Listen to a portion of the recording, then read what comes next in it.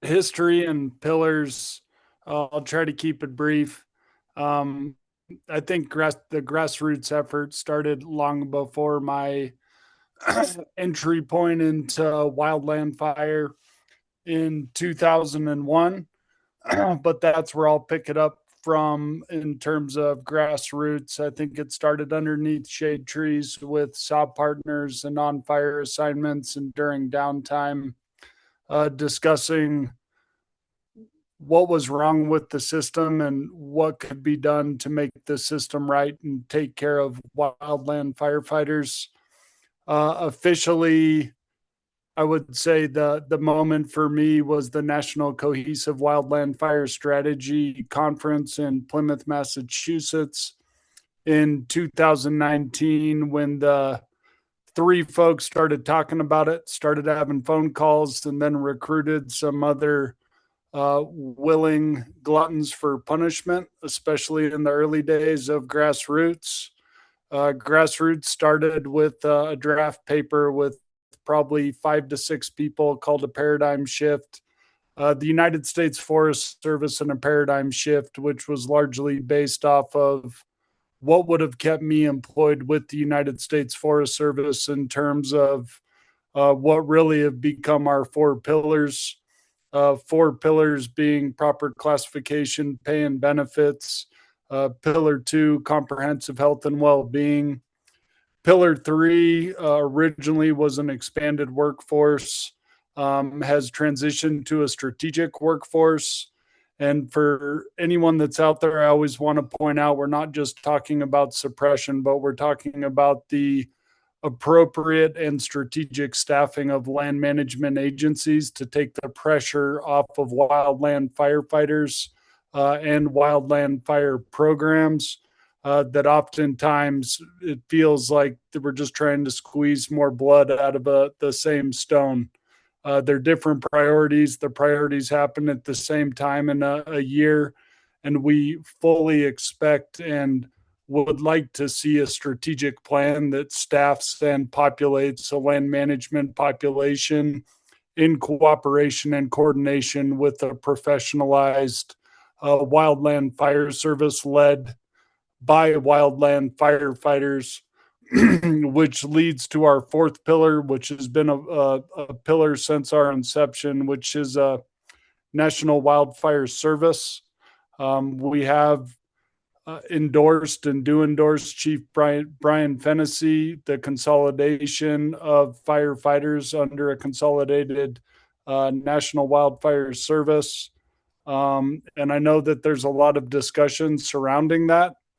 Grassroots perspective is that we're providing solutions and we're looking to not just support federal wildland firefighters, but also land management agencies, because they're always going to be connected. And we believe that a professional, or I believe, I won't speak for the group, I believe that a professional wildland fire service is going to show up and meet the mission regardless of who they're showing up for, as they have time and again, and shows itself more and more as fires become more catastrophic, damage becomes more catastrophic, and interagency coordination and cooperation becomes the norm, or is the norm. I'll leave it at that. In terms of my parting remarks, I'm not going anywhere. I'm looking forward to staying on the board of Grassroots Wildland Firefighters, engaging and advocating for the workforce across all aspects, whether it's a land management workforce or the federal wildland fire workforce. I think some things we saw at the very beginning is that people that stay in position too long have the opportunity to lose the voice of the people they're working for. Our motto is nothing about us without us. Secession has always been a part of the grassroots plan. It's certainly nothing that I ever wanted to see someone be able to consolidate and turn into a revenue stream that no longer positively impacts or speaks for the workforce.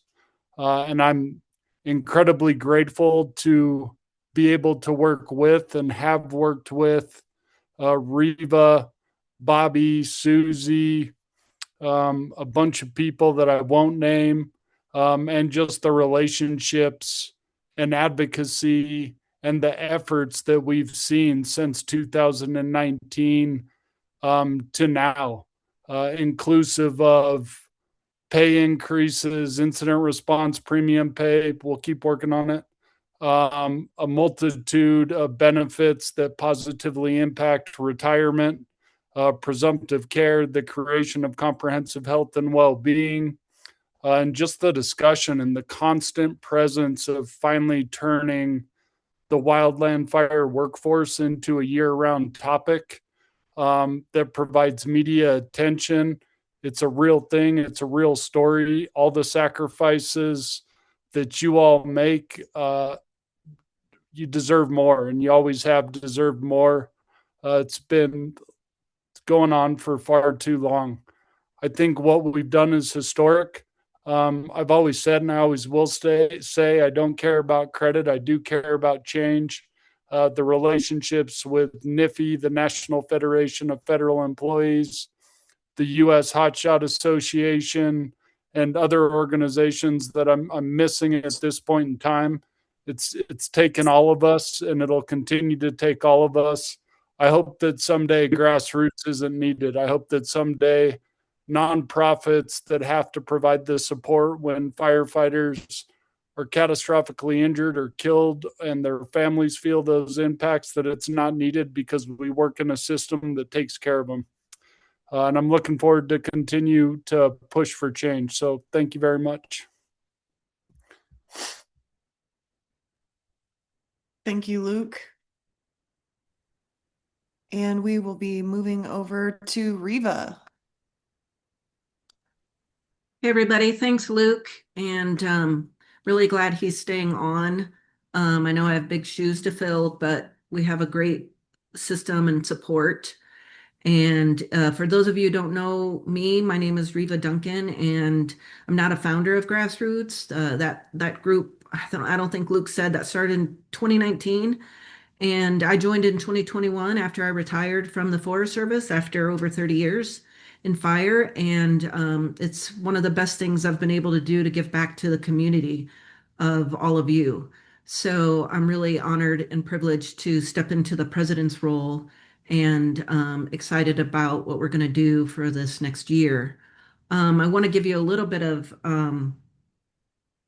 background on, I'm going to talk, we have a person who does legislative stuff for us. He couldn't make it. He's in DC this week, which is great. So he gave me a little bit of a rundown, but also I want to tell you a little bit more about our organization. So we're both a 501c3 and 501c4 nonprofits.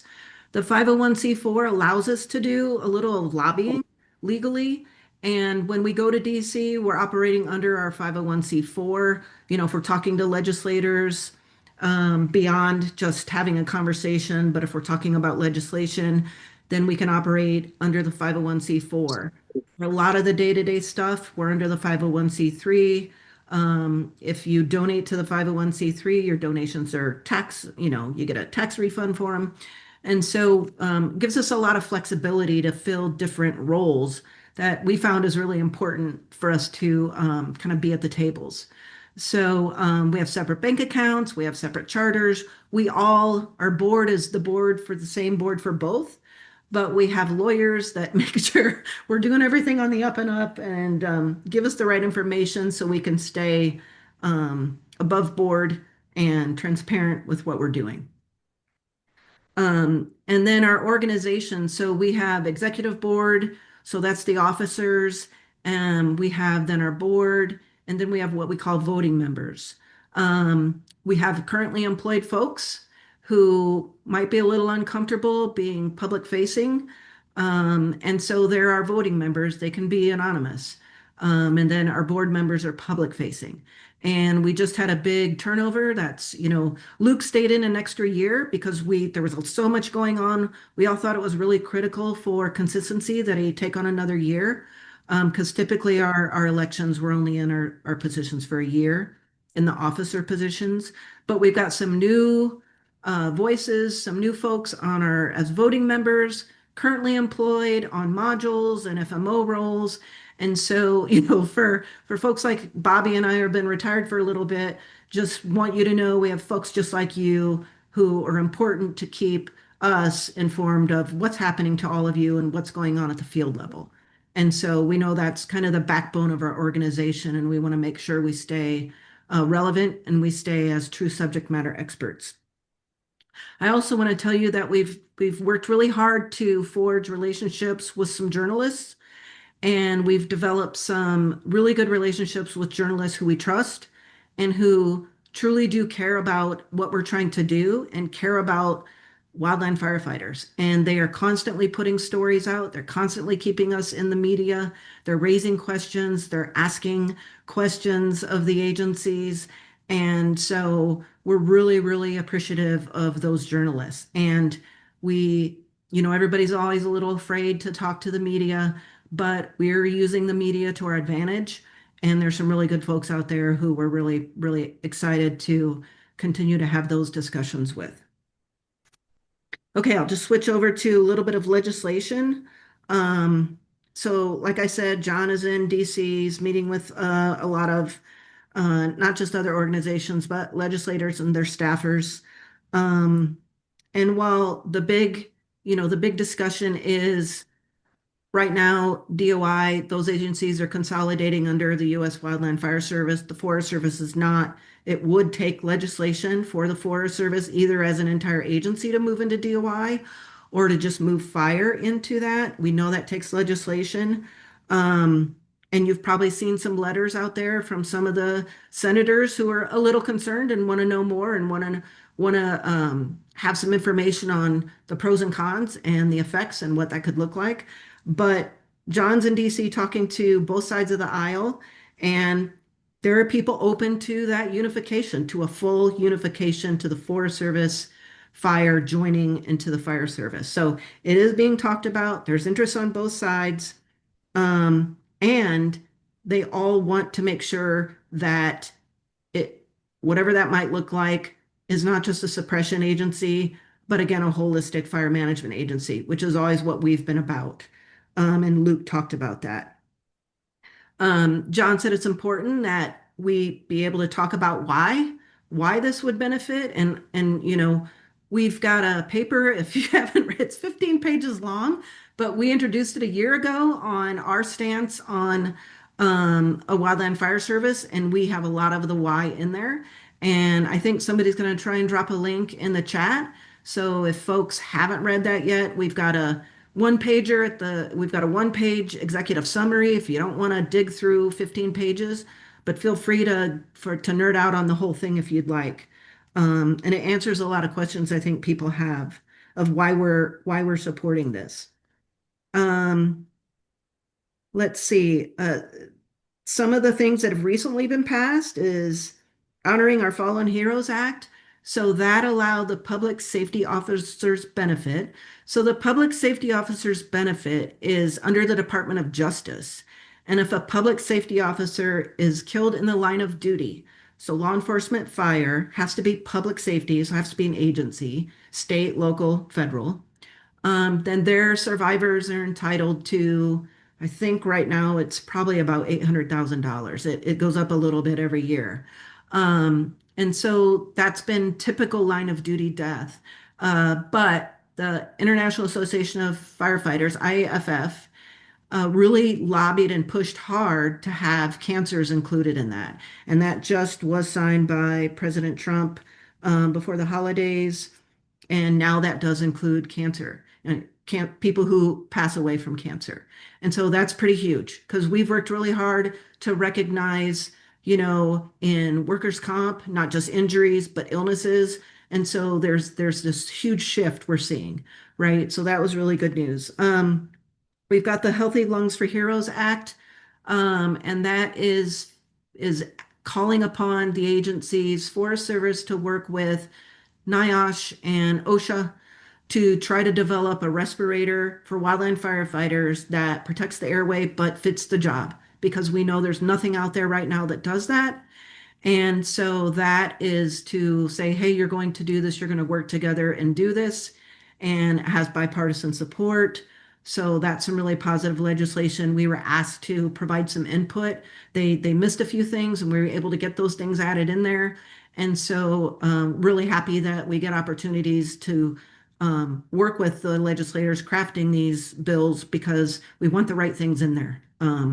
And so those are some recent really good things moving forward. So I'll leave it at that. And I think my time is up, but I'm really excited to be the president of Grassroots for the next year. Thanks. Thank you, Riva. We're excited you're taking the helm. Thank you for the rundown. And Bobby, we're going to move it over to you, incoming vice president.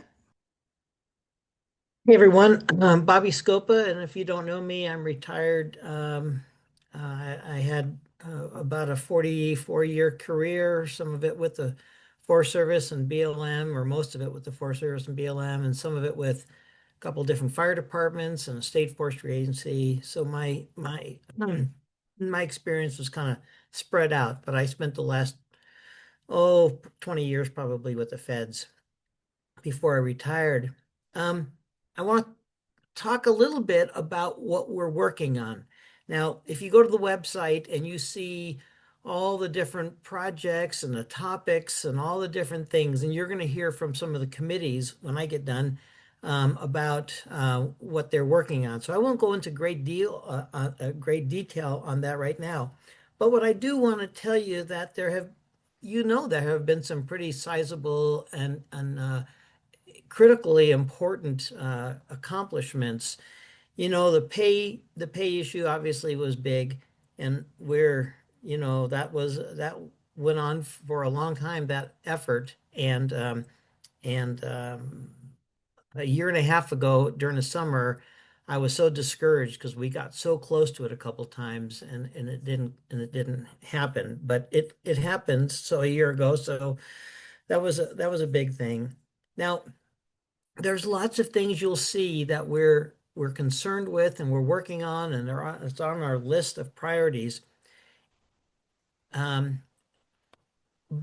the challenge is, I should say, is that the time that it takes to push and get accomplishments and make progress on some of these things, it's quite time consuming. And so we have them on our list of things we want to do. Things like, HPay for prescribed fire and jumping and things like that, so that folks are getting their true overtime for things that they're doing. So we realize, though, that the time that it takes to work on something is beyond our capacity. We're all volunteers, and so we're all working, and so we have to kind of prioritize where we put our time. So one of the big things we're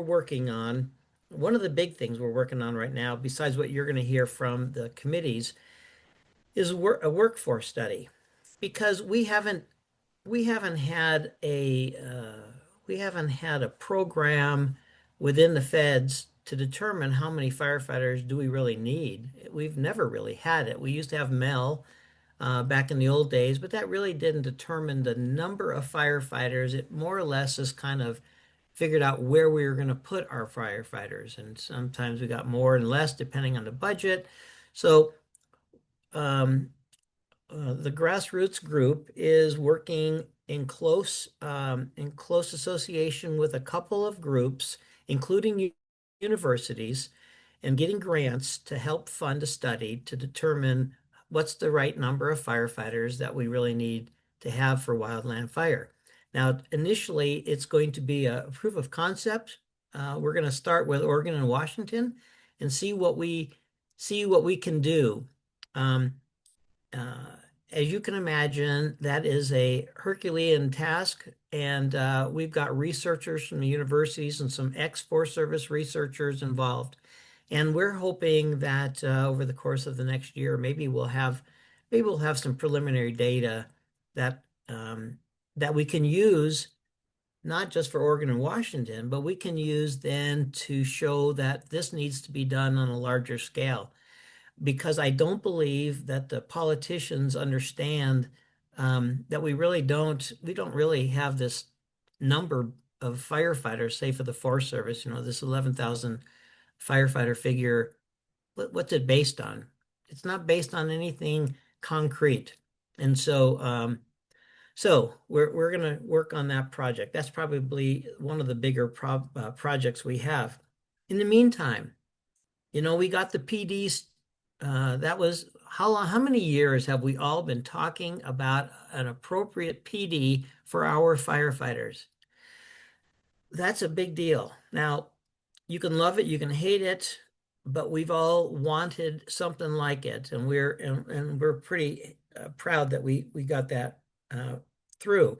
Now, someone a week or so ago wrote a letter to Grassroots saying, what about being able to convert your seasonal time for retirement and that?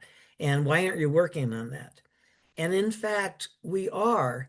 The problem is we have to inject those conversations about certain topics as we can. And Susie posted in the chat that we have completed in 2025, we did 114 interviews. Now, I can tell you in most of those interviews, we bring up with the reporters these other issues. So we raise these issues, but they don't always make it into print. So even though you might not be seeing a lot about some of these topics that are important to you, if they're on our list, we're working on them behind the scenes, but we have to pick and choose how much time and energy we can put in. Let's see what else. Yeah, so I'll just wrap it up by saying there's a lot of activity going on. The committees are doing amazing work, and you're going to hear some really encouraging things from the committees, how much they're getting done. And so I'm excited to hear the report out as well. But with that, I'm going to close out by just saying thanks for having me, and I'm proud to work on behalf of all the federal wildland firefighters. Thank you, Bobby. Thanks for setting the stage there. It's amazing. I would like to introduce everybody to James Perini. Hey, Susie, let me just jump in real quick. Sorry. What Bobby meant by the classification is DOI has moved into the new series and the new PDs, but we know the Forest Service still has not. So it's still the bargaining unit level PDs are still at the department being reviewed for firefighter retirement. So we know many of you are still in the 462 series. We know that's a problem.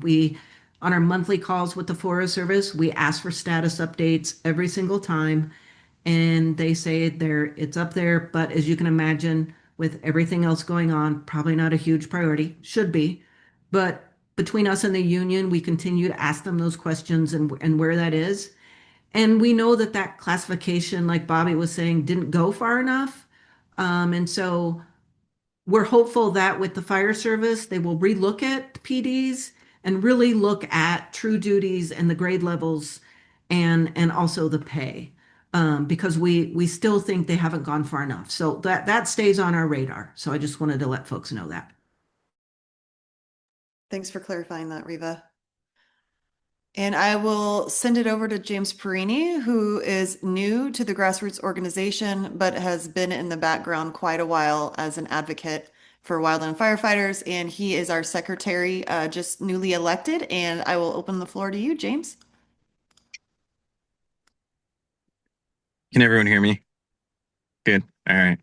Cool. Hi everyone. My name is James Purini. I'm calling here from my truck. I'm at Barview Jetty. I'm here in Oregon. I took a couple days off of work to spend some time with family. Before you ask, I did go winter steelhead fishing today. I did lose a fish right at the bank. Today's been an awful day, but this makes it a little bit better. So, good to be here. So, a little bit about me, just because I'm introducing myself to you all as a community. My career started with the Confederated Tribes of Grand Ronde. I spent 5 years as a wildland firefighter, forester, doing going out on dispatches, but also working on prescribed fire, Silvix, fuels treatments, timber, what have you. From there, I moved out to Washington, D.C. I spent 4.5 years working for U.S. Senator Jeff Merkley and U.S. Congresswoman Suzanne Bonamici. While I was there, I was really one of the few people who had worked on the ground, held a drip torch, played with a saw, who was working on natural resources issues and wildfire. So I felt a real sense of obligation to really represent a community. I don't pretend to be the most experienced person in operations. However, this is something that I grew up around and within, and is part of the area I grew up around as well, and so I felt obligated to really raise that voice and think about wildland fire, labor rights, and organization, and the way that firefighters are treated as part of that work I brought there. After that, spent about 6 years at the Nature Conservancy. I work for our global policy and public funding team there, working to connect the Nature Conservancy, a very large nonprofit, to small community-based organizations, usually forest collaboratives, wildland fire outfits that included the Indigenous Peoples Burning Network, the Fire Adapted Communities Learning Network, the TREX network that many of you have probably worked in and within, or done some training with. So that was really a good opportunity to continue to kind of work within a nonprofit context on fire issues, both policy issues and issues of the workforce training, what have you. In between all that, I went and got a master's degree. I was over at the Yale School of the Environment. While I was there, I worked on a helitack crew and continued to kind of go back to fire through grad school, and then thereafter a little bit. While I was in grad school, I started a little outfit called the Yale Wildland Firefighter Rights Initiative. This was right around 2019. So we were doing a bit of that work, thinking about issues like presumptive care, thinking about survivor benefits, pay classification. These were things that me and a little ragtag group of graduate students were trying to sort of work through the academic process, using media, using academia to kind of highlight some of these issues. As I was kind of winding down with school, Grassroots was picking up, and they, took these issues that I had been thinking about in a really academic context, and really thinking about personally, and just took them to the moon. And me, having worked in policy in DC and having thought about these issues from a research perspective, and done a bit of fire myself, I just cannot believe how much progress has been made on pay classification, on presumptive care, on some of these issues that are really important. And that's really a testament to this community, to the executive leadership, to the board.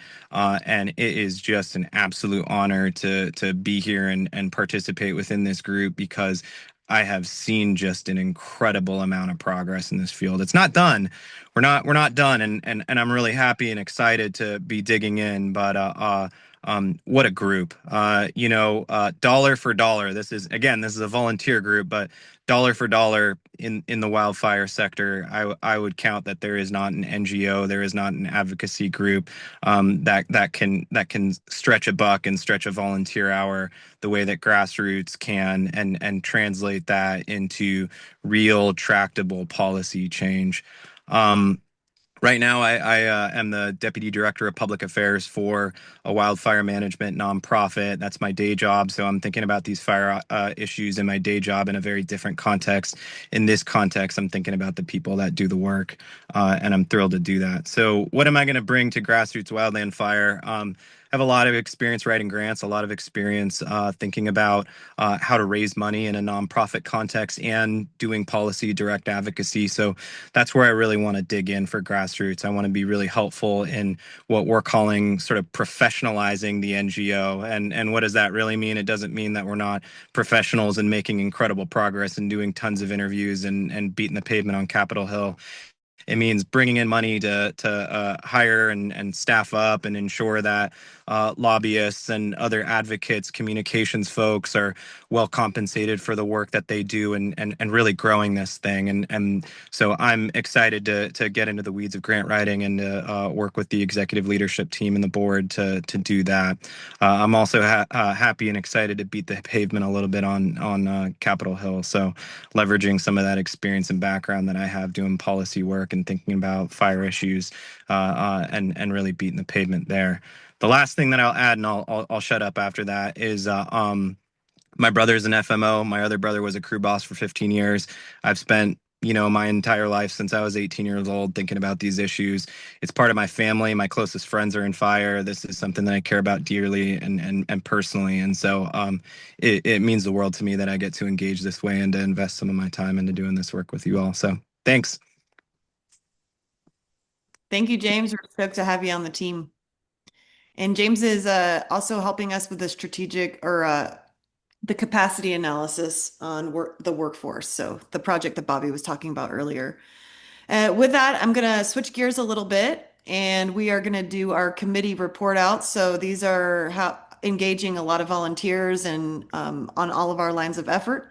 And so we're going to start with our comprehensive health and well-being committee. Thanks, Susie. Hi, everyone. My name is Dutch. I've been leading the Comprehensive Health and Wellbeing Subcommittee since about 2021. There's a lot to talk about, and I'll do my best to keep it as brief as I can while covering things. And I will add, we do have George Broyles on a few spots after me. So anything that I miss, George, please keep me honest on that. So first off, just to get back to the basics, really this committee was formed and a large portion of Grassroots was formed out of necessity. We've lost a lot of friends to cancer, heart attacks, suicides. And so in response to that, trying to look at things in a really holistic way and not just how we can prevent those, but how we can fix the system and looking at things as in depth as we can. As mentioned earlier, looking at staffing, some of the staffing issues, massive overtime hours, all these things that lead to the current complexities we face on the mental health front, and then exposure to a lot of the toxins that we face out there on the fire line. And so really, initially, our primary focus was on, the occupational health side and the physical portion, but also on the mental health portion. So as of recently, probably the last 6 to 8 months, a lot of information has been coming out via the media. There was the New York Times article that came out on hazards of smoke, impact, lack of respirators, things of that nature. Recently, we had the article that came out on PFAS. I will not even try to say that the right way. I'll leave it to George when he gets up there. But and then MREs, right? So there's a lot of things coming out, and as Bobby alluded to, there's a lot to take on, and where do you even begin to prioritize that? It can be a bit overwhelming. It can be extremely concerning for those of us that have been in the field or have been in the field for 5, 10, 20 plus years, and thinking about the impacts of that, and really the impact that can have on families. And so as daunting as that can be, and as much as there is to take on, I will tell you, I am optimistic, and I'm optimistic with our view of the future because so much has changed within the last 3, 5 years, and just the progress has been it's been more than I ever would have thought could be accomplished. And that's not just grassroots. That's a lot of hard work that's coming from other groups, that's coming from researchers and helping to connect the dots, and from the agencies. There's a lot of people in the agencies at high levels that are doing really good work and that care. And they're people that I trust. And so, despite what's happened the last 30 years, and how the can's gotten kicked down the road, and things I wished I knew about when I started, like not washing your Nomex at home or with your wife or your girlfriend's clothes.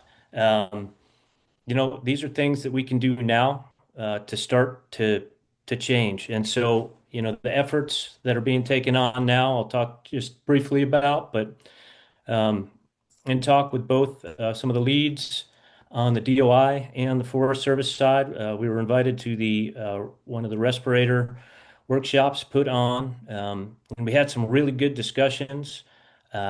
We had multiple folks there from OSHA, from NIOSH.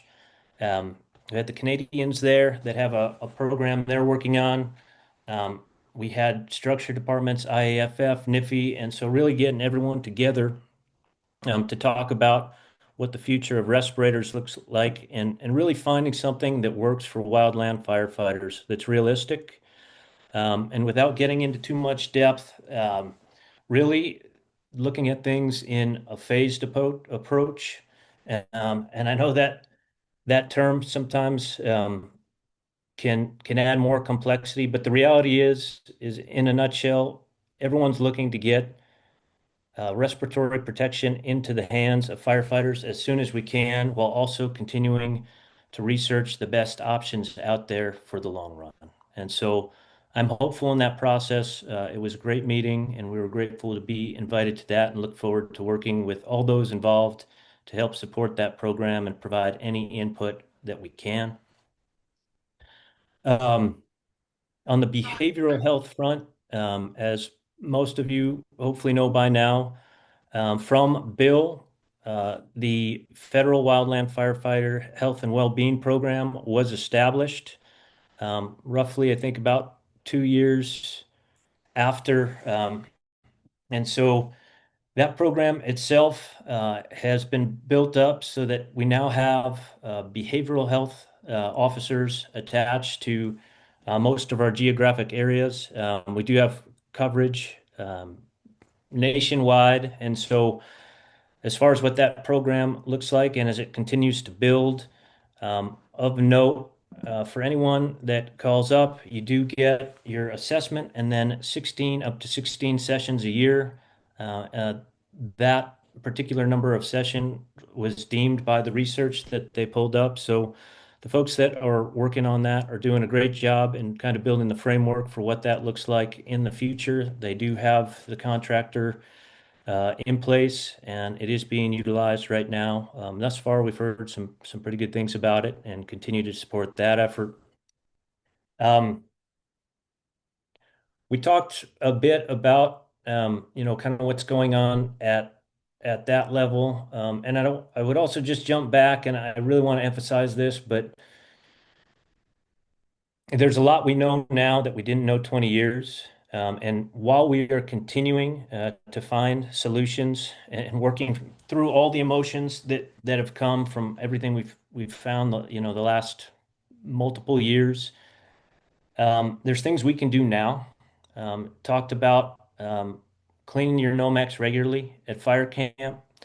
I know that doesn't seem realistic given the timelines we have, but anything that we can do to make improvements to avoid, dermal exposure, to shower more regularly. These are all things within our control, and we do continue, again, to talk with multiple partners to try to create a system to where there's time allotted for these things. And so I think looking at this from a holistic approach, working with legislators through our legislative advisors to try to push these things forward is a really important piece to this. But anything we can do right now within our control, using wipes to clean skin where you can, these are all things that over time limit exposure and limit cancer. And so anything we can do as leaders to pass that on to those around us, to those that are working for us, is critical. Beyond some of those things, a few other projects that we're working on, clean cab studies, which George will go over a bit more in depth. Things I never even thought about when I was on the hotshot crew or in back there. Just limit exposure on the vehicle side of the house. We do continue to participate, support some of the ongoing cancer studies.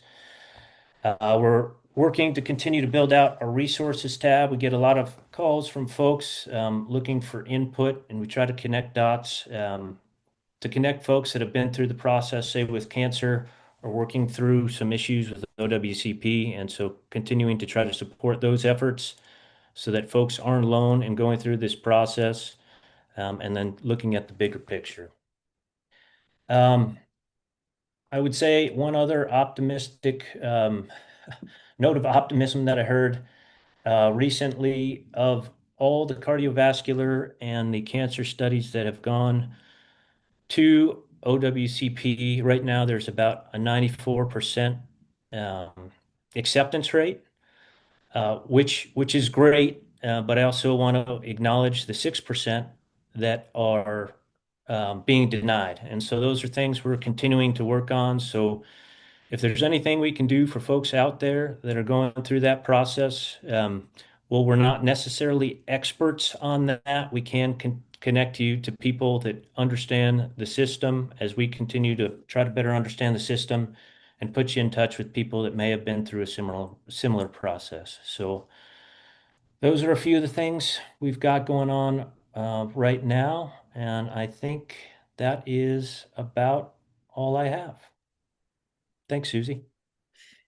Thank you, Dutch. As you guys can tell, we have a lot of moving parts when it comes to the comprehensive health and well-being pillar.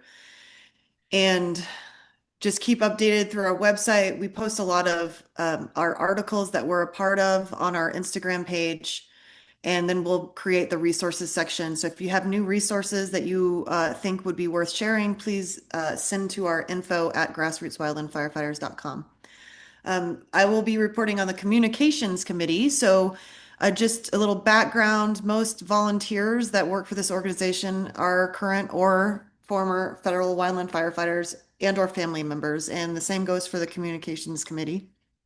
And so they keep a pulse and beat on the ground as what's going on.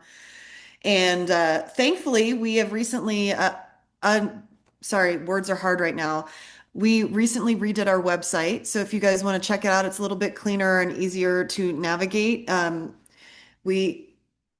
The resources section is on there. We have a lot of media news articles that we've been a part of. All of our press releases are on there. And then if you're press, there's a media kit that you can use as well. So we encourage you guys to check that out or refer other people to use our website. And then on there, we also have our merchandise. So that's another line of effort that we have towards donations. Anything you guys purchase helps with our 501c3. So please go ahead and shop, buy a hat. And then another thing to note is we have a newsletter sign up, which I highly encourage everyone to just go ahead and hop on the website now and get your name in there. We have quite a huge subscriber list, which is incredible.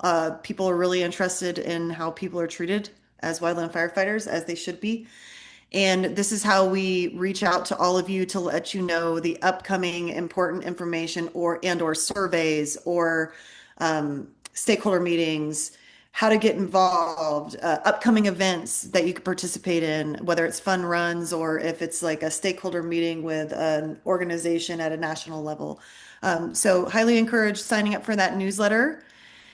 And with that, that's about it. I'm going to shoot it over to our culture committee for a 3 to 5 minute rundown. Copy. Good evening, everyone. I'm on the culture committee. It's a small committee. I've been in wildland fire for 25-ish years now. And really, this is just a couple of folks have gotten together, and we're trying to understand and try to figure out how we can take advantage of this moment in time, to understand our wildland fire culture, and to influence where it goes. Right?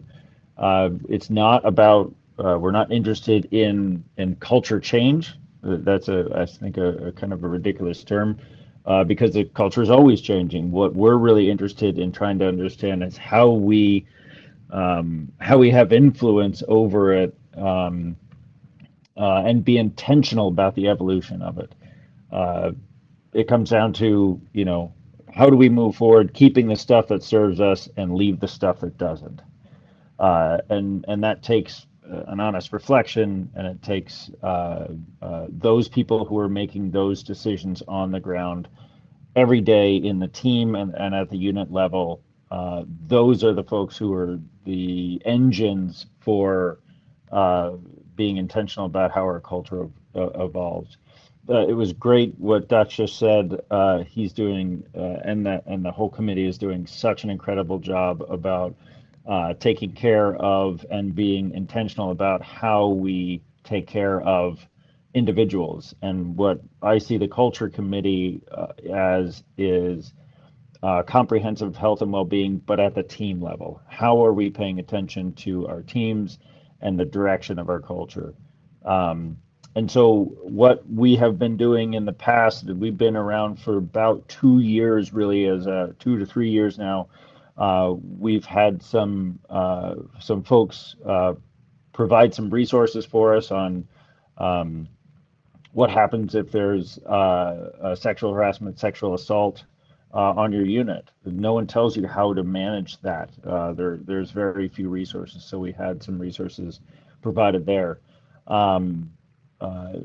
We've helped people connect, get to conferences, and now we're working with practitioners and academic partners to create a Culture 101 toolkit.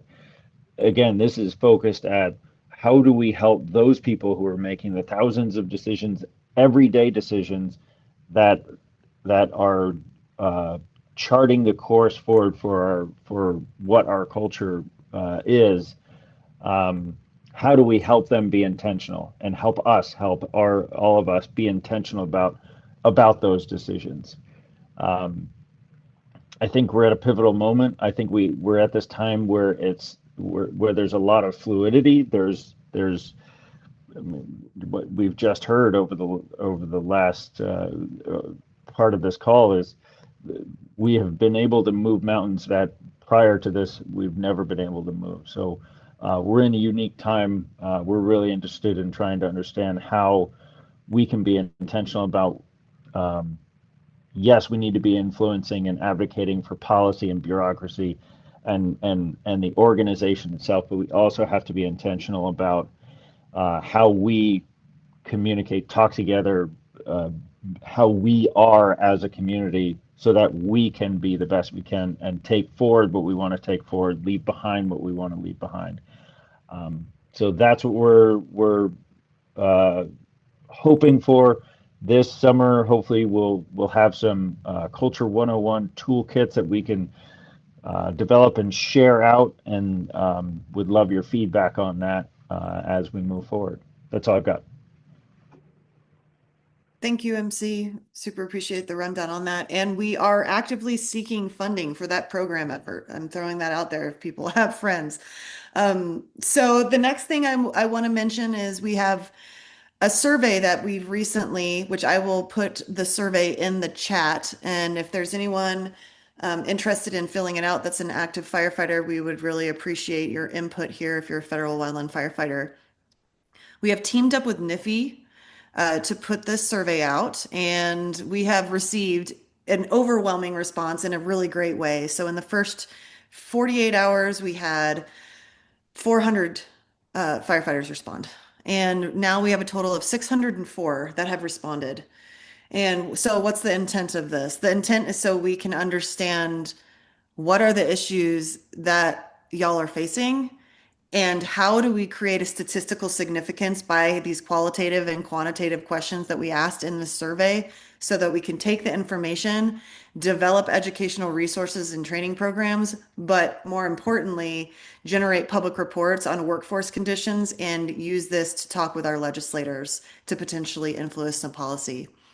There is some incredible information in there, some great stories, amazing testimonials. And I truly think that this paints a really good picture as to what people are dealing with. So if you could please, I'll put it in the chat. Please share with your friends if they haven't already filled it out. It does take 6 to 8 minutes. It is an anonymous survey, so your name and your email address is not collected. We do this through a vetting process in the actual survey itself. And just really appreciate your guys' input for who did do it. And then just want you to know that we are fighting for you and we're going to continue trying to keep a pulse as to what's going on so that we have your best intentions in mind. And with that, that was quick. Anybody have anything to add to that survey before I hop to George? Riva, do you have anything to say there? How long is it open? It's open for the next 2 weeks. And we apologize, we left the wage grade position out. Equipment operator, sorry about that. Someone called us out. Thank you for that. But you can still add that, right, Susie, as an other? Yeah, so there's an option. If there was something left out, there's an option for you to actually just write in the position that you're in the other category. All right, well, with that, if someone wants to give an intro for George, that would be great. And then, George, we're going to have you hop on. I would be happy to. Thanks, Susie. And thank you, George, for joining us tonight. For those of you that don't know George, he's been involved in a whole lot of studies, cancer studies, cardiovascular health studies, through the agencies for probably the better part maybe of 3 decades, George. I'm going to go out on a limb there, maybe longer. But George has been pivotal in everything that's happened in the last 5 years, just being a resource to grassroots, being a voice for firefighters. And we are just incredibly grateful for all the work you continue to do into your retirement. And we're just grateful to have you here to chat with us tonight. Thanks, George.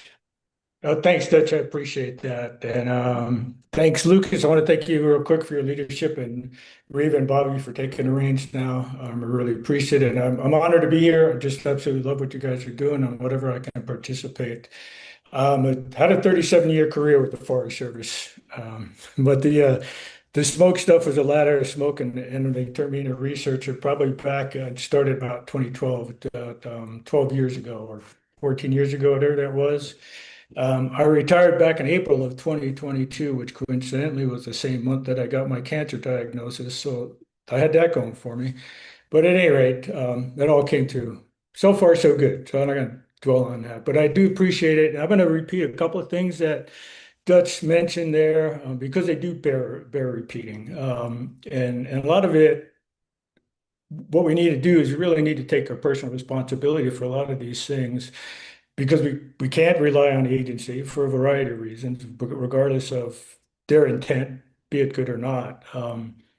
But the first thing, we'll talk about cancer because we know it's an issue. It's a clear issue. It's been known for decades that it's a problem, and it's not gotten better. It's going to get worse as we continue to do more and more firefighting, sometimes with less folks on the ground there.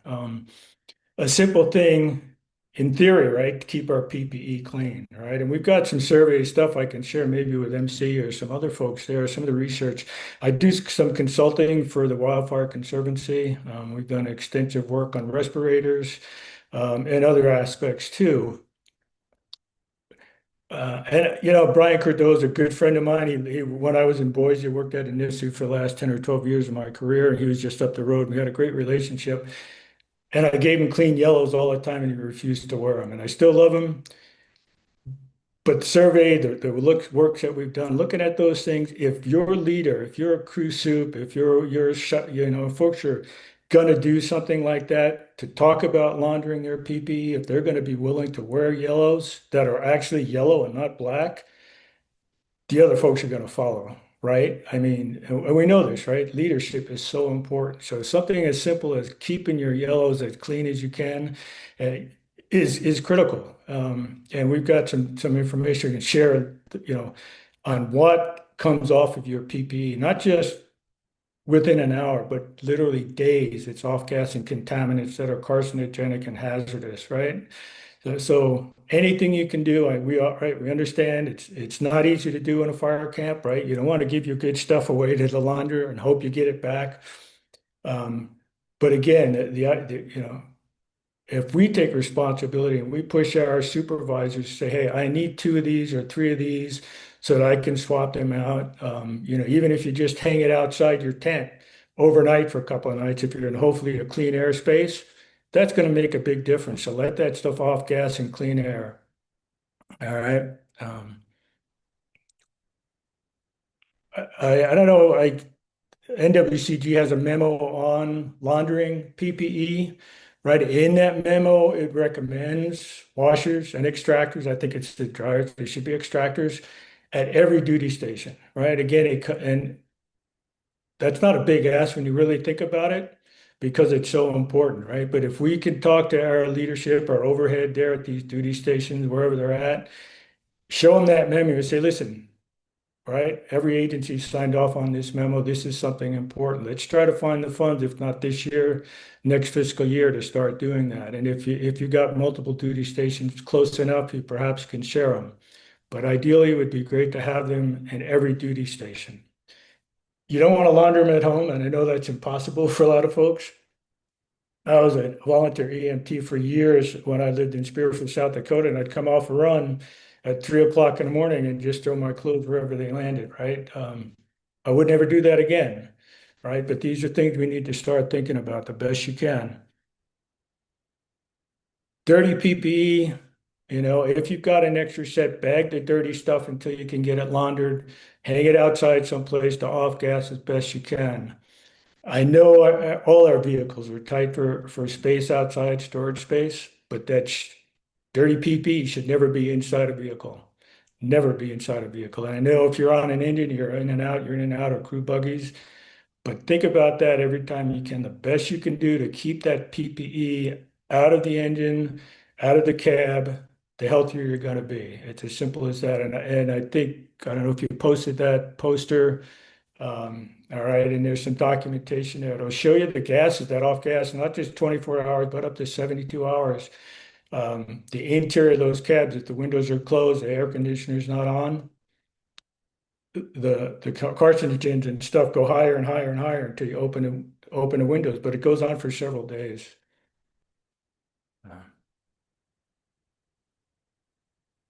I don't know, your vehicles, if they do it, they should have cabin filters and they should be HEPA filters. All right, so talk to your maintenance folks, your vehicle folks about stuff like that. They should have HEPA filters in the cabin filter, and they should be changed on a regular basis, right? We're pretty good about maintaining our vehicles, not counting all the Copenhagen cans on the dashboard, but that's another story entirely.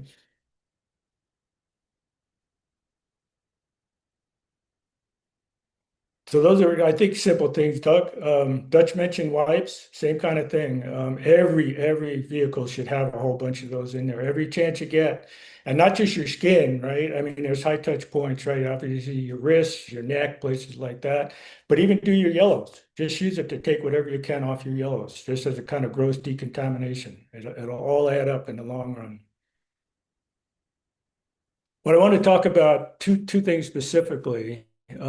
Is clean cab, and that's what I think we posted that there for you to take a look at. But it's really, really critical. The atmosphere inside a cab when you're in there with dirty PPE becomes literally a toxic environment. And so anything you can do to wipe down the surfaces, keep your PPE out as much as you can, any dirty PPE. Whenever we start off an assignment, hopefully we're starting with clean PPE, right? The best we can. Brush our boots off, take all those kind of precautions before we even get engaged. The other thing is noise exposure. I mentioned that's the last time I talked to this group here. And like I said, the last 12 years of my career, I was turned reluctantly into a researcher. So I did a tremendous amount of work on exposure, cancer, respiratory disease, but also noise exposure. And I think I sent those papers. If not, I can send a couple of papers to you as well about that. But NIOSH and OSHA, they have exposure limits for everything. Noise is one of them. And what we found out with the noise exposure is our sawyers and swampers exceed the NIOSH. We're all familiar with NIOSH. They're still in service, hopefully, out there. But they set up what they call recommended exposure limits, how much you should be exposed to whatever contaminant it is for an 8-hour period. Our sawyers and swampers exceed that 8-hour limit in 3 to 4 minutes of operating a saw. 3 to 4 minutes, and you know what? We continue to cut and cut and cut. Masticators are the same, right? Pump operators not as much, but they're hazardous as well. If you're running any kind of equipment, pump operator, engine operators, any of these kinds of folks, health tech folks, you should be getting an audiogram every year. Okay? I mean, that's what the law, it's a CFR 1910-95. An audiogram every year. You should be getting training every year to talk about the hazards, both the health hazards and the safety hazards. You should be given a variety of hearing protection. All right. When I was doing this research, I had purchased quite a few different kinds, some that are electronic that instantly respond to sound, right? So they'll pull down the noise exposure, but they still allow for communications, right? They just hit specific frequencies that are harmful, but it allows better communication.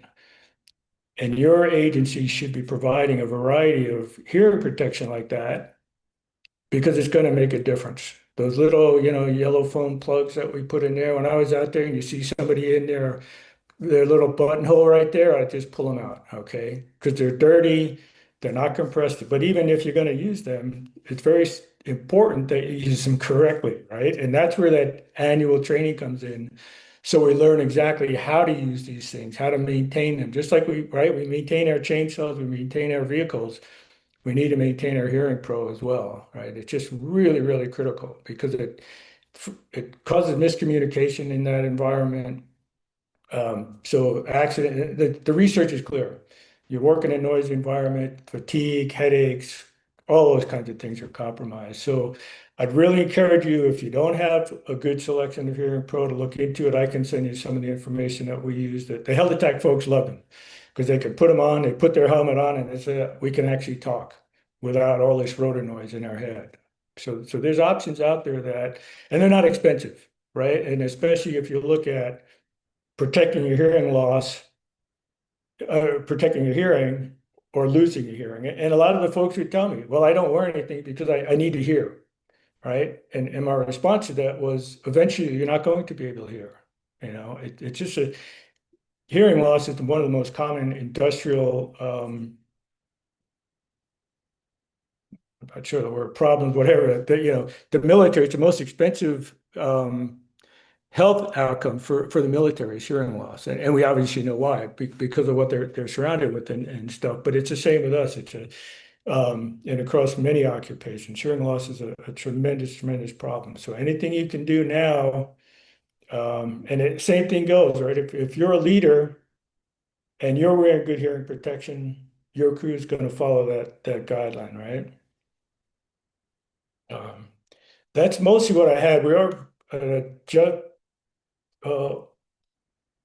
Dutch mentioned legislation. We're also working with some legislators on a variety of, one piece of legislation, but I'm not going to get into that. But there are efforts going on in DC to help folks address some of these issues as well. I don't know, anybody's got questions or comments?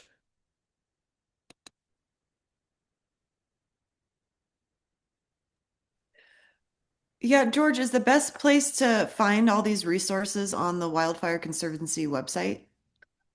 I think I've shared most of those papers, and this goes way back. I initially got engaged with um, Grassroots when Kelly was still the president, I guess.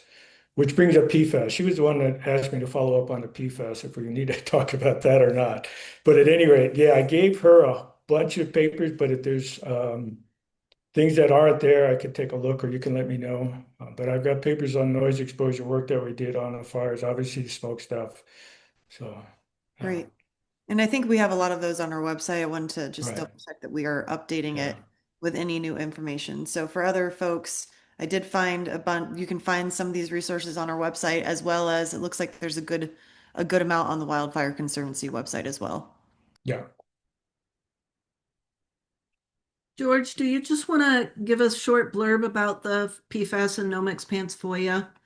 And then the very recent emails that have come out from the agency? Sure, Reva. So like I mentioned, it was pretty shortly after it had been shortly after I retired, or maybe before actually. When Kelly reached out to me, and a firefighter had come to you, had come to Grassroots, and with that question, is there PFAS in their PPE? And Kelly reached out to me and asked if I could chase that down. And so I submitted a FOIA to the Forest Service, WO. It would have been September 28th of 2022, so a little over 3 years ago. And made it very specific, and I was looking at the PPE that the Forest Service specifies specifically, and I listed all those specification numbers. And I knew at the time that it was in there because I knew folks. I was working for the T&D program, so I knew all those folks that were working in there. But when I asked officially, more or less officially, I was told to ask somebody else and somebody else and somebody else. And eventually somebody told me, and the Oil and Forest Service said, you need to submit a FOIA. They were not willing to give me a yes or no, up or down on that. And a gentleman that told me that wanted me to do it because he said, we need to get this out. We need to get an answer out for everybody to know.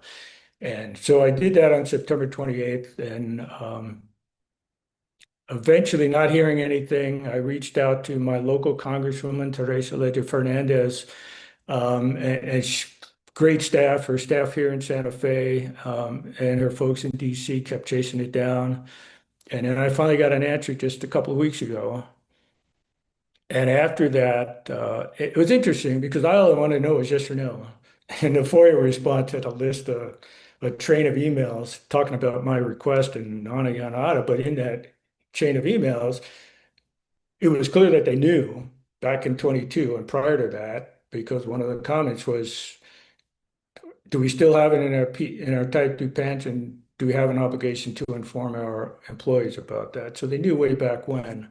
But it took them, like I said, 3 years, 4 months to answer it. And so I gave that to Abe Streep. Abe was an independent journalist, and now he works full time for ProPublica, and I've worked with him on a couple of other articles on behalf of Grassroots.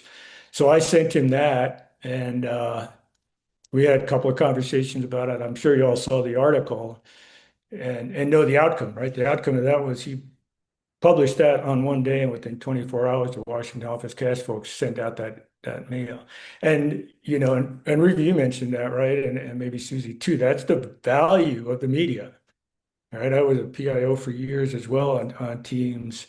And when I taught those courses, it's like, we need to use the media. They're actually our friends, right? Because they can do stuff. The same with New York Times article, right? When I work with Hannah Dreyer on that article. So it was interesting.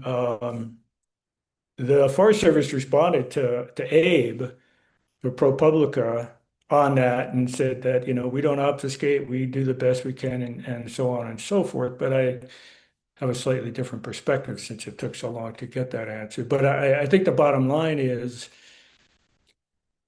and those are my favorite pants, right?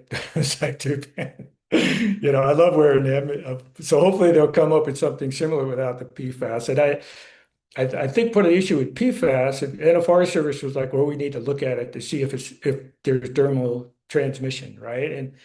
And my take on that is we know we're in a high risk environment, right? We know our occupation puts us at a higher risk of cancer. That's irrefutable. We know that stress is extremely high. We know that stress is a proponent of cancer too, right? But that going to help us, or not help us, but that's contributed to cancer. You have the smoke, you have the fatigue, you have all these other insults to our body physiologically. And so in my mind, it's like, why would we add one more when we, you know, just get rid of it? It's simple as that, right? It's a cancer-causing agent we shouldn't be having anywhere near us, regardless of, well, do we really need to have a study to find out if it's dangerous and wait 3 years to find out? My take on it is no, let's just get rid of it. We already had an alternative, right? Those weren't the only pants we had out there. We already had an alternative. So I'm really glad that it got done. I'm disappointed it took so long, right? And I have submitted a FOIA on the noise too, because I know for a fact, at least on the Forest Service side, they're not adhering to the CFR, the OSHA CFR. They're clearly not adhering to it, doing everything they can. So I've got a FOIA on that too, and I'll continue to chase that one too. Thanks, George. Sure. And there might be some of you who are not in pay status or haven't yet seen the email, but they're talking about the light green Nomex pants, the Kevlar. Kevlar blind, right? Really stiff ones that came out through GSA and then the military. And like George said, a lot of people love them. And it's before 2023. The email from the Forest Service has a photo of the tag in the pants, and that's where you look to see if yours are before or after that date. Like I've got to look on mine. I still go out as an AD, and I've got mine sitting on the shelf, so I've got to look at mine. And it is like George said, it's a bummer because a lot of people like those. But the later ones, are good. And then, now people can make an informed decision, and that's the thing. Allow the employees to make an informed decision. Don't Right. withhold information. So. Thanks so much, George. Awesome having you as a partner. Glad to be here. Thanks so much. And I think that wraps it up, and we're going to go to questions. We do have one already from Andrea to Dutch. So Dutch, you want to handle that, and then if folks want to raise their hand or drop a question in the chat, we can go to Q&A now. Yeah, and so the question that Andrea asked, and I'm looking to pull it up here one more time. Where to go? Is there a way to know what could be contributing to the OWCP denials, and if there's anything that we can do about it? Example, elevate the issue with DOL, members of Congress, etc. So specifically to Grassroots, all the folks that have reached out that may have had issues with any of those claims through Department of Labor have eventually been approved. So at this point, we have not reached, or no one has reached out that has been fully denied and is still denied. But with that said, yeah, generally our recommendations are, as mentioned, one, putting them in touch with someone that's been through a similar process, or share the expertise that we do have. And then when those efforts fail, we do recommend that folks reach out to their congressional representatives to help advocate for them, which has been a successful technique as well. So those are some of the things we've done. And I would just add to, if you are one of those people that was denied and are still being denied for cancer or cardiovascular claim, please do reach out to us. Again, we're not necessarily experts, but we're willing to do whatever we can to help you work through that process and connect you with someone that may have more subject matter expertise in that area. So Dutch, there's an appeal process, correct? If your first time you're turned down?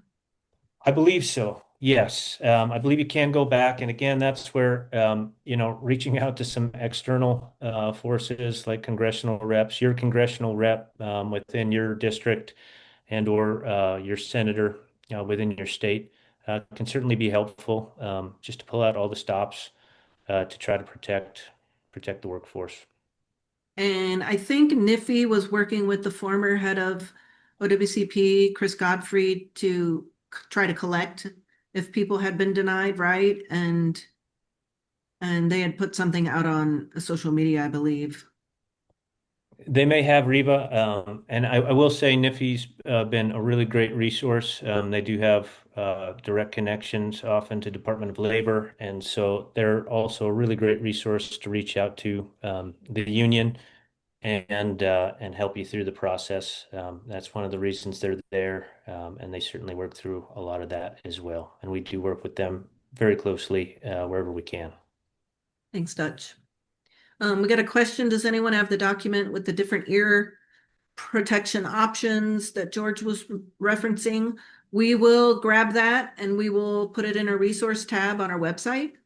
So be looking for that. We'll go through see if we have it, but we just reach out to George. And George posted the ProPublica article. So the follow-up one that came out after the Forest Service pulled those pants. So if people want to read that. Okay, any other questions?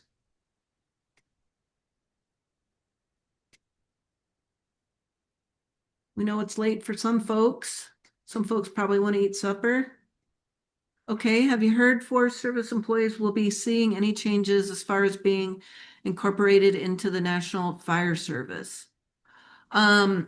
We said at the beginning that that would take legislation for that.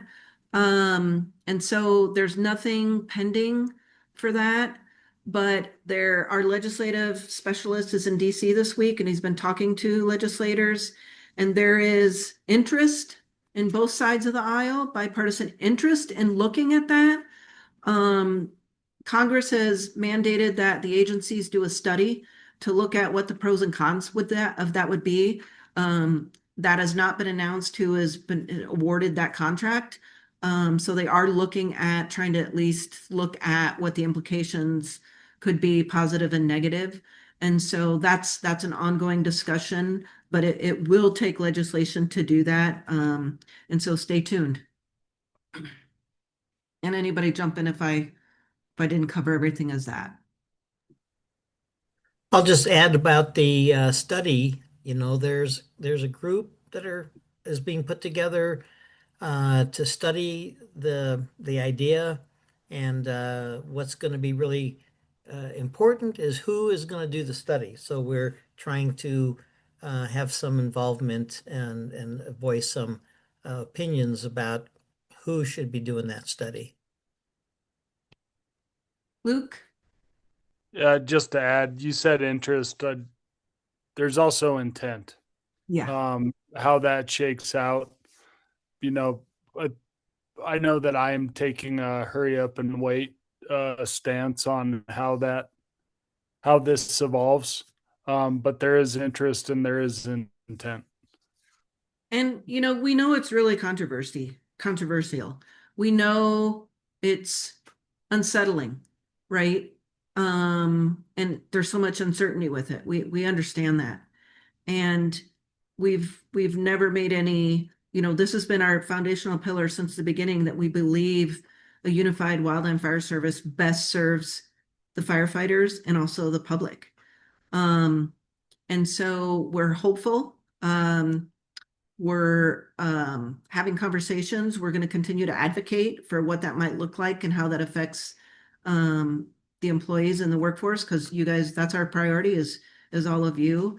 And so we're going to be watching that and hopefully being able to weigh in on it too. And to advocate that we get more than a no, like no but or yes but. There's something in the middle there. Like there is a way this works. We're obviously advocates. I'll say I'm an advocate. But a no without a solution accompanying it is not helpful in my opinion, because the status quo and what we've done over the past 30 years does not work and it is broken. Andrea Delgado, who was recently at high levels in USDA, provided this. She said, they'll have to look at the new president's agenda and the fiscal year 27 budget and what the relevant committees in Congress do in response. Legislation would need to be introduced to consolidate, and separately, the Appropriations Committee would have to act to fund it. We did miss a question. Any updates or guidance on MREs, given the recent study? I don't know, George, if you've been involved in that, but I'll just say that I talked to a buddy of mine from Region 3 today, and Region 3 is giving money to every forest to buy food, like freeze-dried food to replace all their MREs. And so then they're getting a lot of money to do that. So every region should be doing that. You should be hearing more about that. But they are pulling the MREs out for now.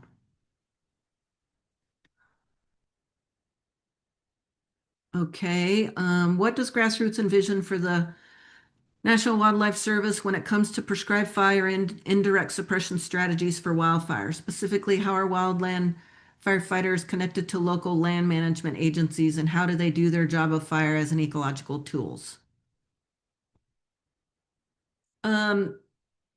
Luke can maybe jump in, but I will say, we just saw a post, somebody asked that question of the U.S. Wildland Fire Service on their social media, and they said it's all them. It's all connected to the land. It is still within the Department of Interior, right? And it's prescribed fire, it's prevention, it's mitigation. And so the vision is that it's a comprehensive wildland fire service. When we put our paper out, our vision was that we would still occupy, the facilities, the work centers, the hotshot bases, the engine companies, all of that, and work through agreements or leases or whatever that might look like to still maintain that connection in that place in those organizations. And that looks like what they're continuing to do. But again, lots of things are changing. They're figuring everything out. And so you'll see more of what that looks like. But I think there's every intent that it stays a holistic fire organization and not just focused on suppression. Yeah, it's broad. I'll just say it's a yes, but like what's the system that's built on the other side to make sure these things are connected? And there's examples of it that occur on a daily basis, especially in the state of Colorado and through the state of California, where this is being done. There's other complexities that exist, but it's a yes, but what is that solution? What are those bridges? We might not know them now, but we can build them, and we can ensure that people perform the ecological functions along with the suppression functions. And there's oh, sorry, Bobby. I was just going to add, if since this is the great unknown, we don't have any idea how this is really going to end up working. We know what the intentions are, but if we can think in terms of land management planning and fire management plans on the land, that should drive the service that the firefighters are providing to the agency. So just like an incident management team that comes from someplace else, we should be able to give direction and have expectations of performance. And so I would hope that any separate wildland fire service is going to follow land management plans that are on that unit. I hope. That's my hope. And that's what we're going to continue to say as our organization. That's our hope as an organization. That's our intent as our organization as well. And somebody put another question kind of like that about interdisciplinary. The agencies still have to do NEPA for prescribed burning and any kind of other fuels work. And that will mean specialists are doing those analyses, and fire specialists being part of those interdisciplinary teams, right? And so that we don't see changing.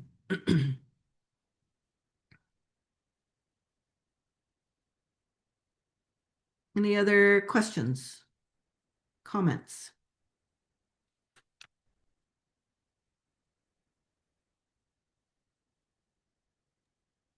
I have one follow-up piece that I wasn't able to fit in to my segment, but I just want to put it out there to everyone that's still on the call. There's going to be opportunities arising to participate in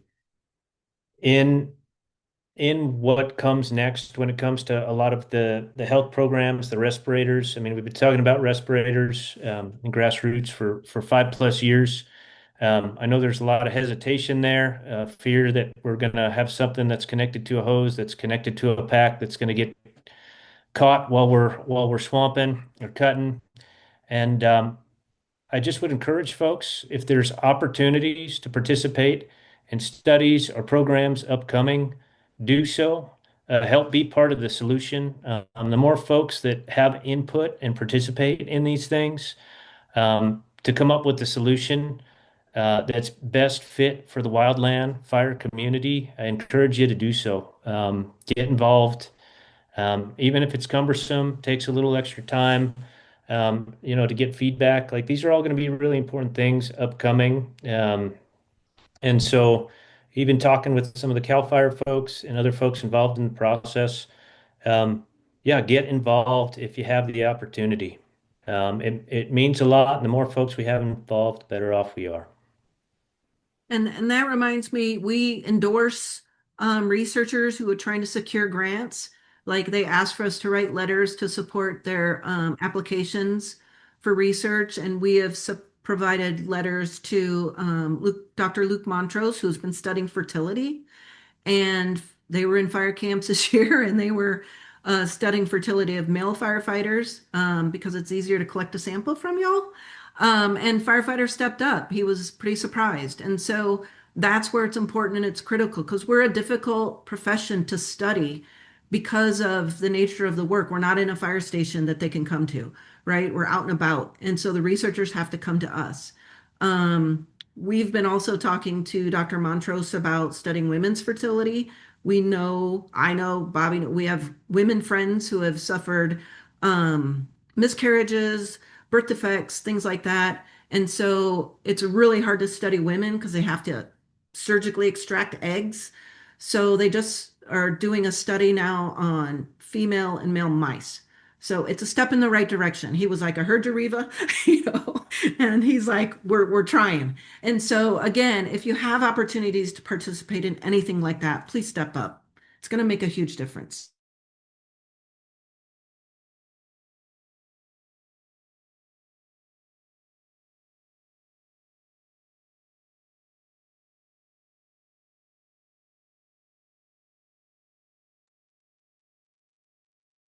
Anything else? Good questions. Thanks all.